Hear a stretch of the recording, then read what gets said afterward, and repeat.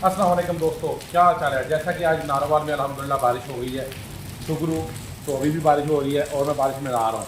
मैं आप दोस्तों को भी ये कहता हूँ कि बाहर निकलें, बारिश में नहाएं, ज़िंदगी को एंजॉय करें। ऐसे दोस्तों, ज़िंदगी को ऐसे ही एंजॉय करना चाहिए। ये नहीं सोचना चाहिए कि लोग क्या कहेंगे। लोगों का काम है कहना, जो आपके दिल को अच्छा लगता है वो आप करें। बारिश आती है, बारिश में नहाएं। बाहर गली में लच्छे वाला आता है, लच्छे लेकर खाएँ।